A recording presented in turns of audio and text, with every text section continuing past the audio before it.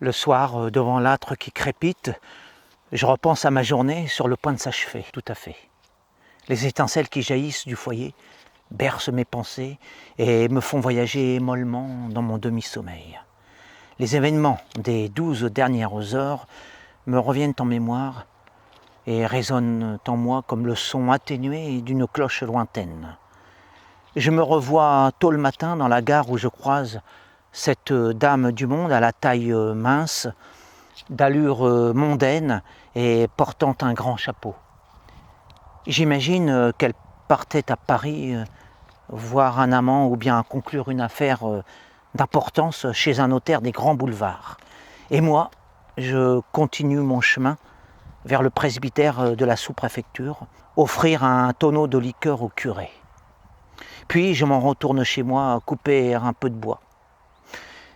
Avant de me reposer aux alentours de midi, en méditant sur mon cheval autour de mes propriétés.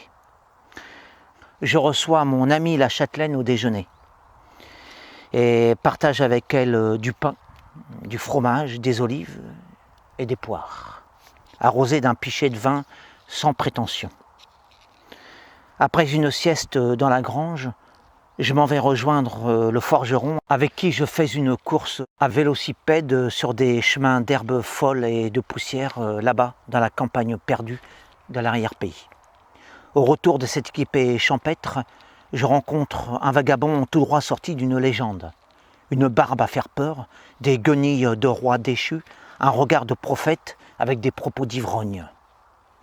Une sorte d'astre bipède en quête de feu et de gîte.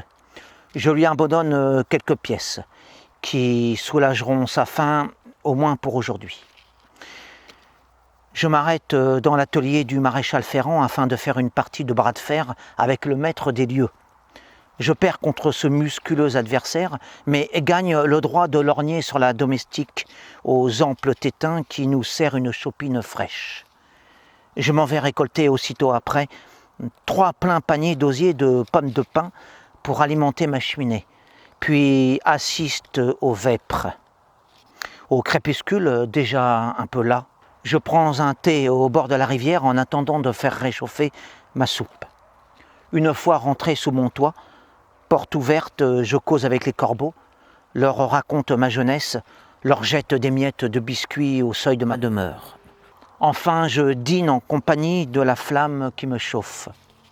Et j'en arrive à ce moment exquis, tard dans la soirée, où, tiraillé entre la réalité et l'impalpable, je m'endors près de la braise et prends lentement mon envol pour un monde étranger qui sera peuplé d'autres images, de nouvelles découvertes, d'étranges histoires que l'on appelle les rêves.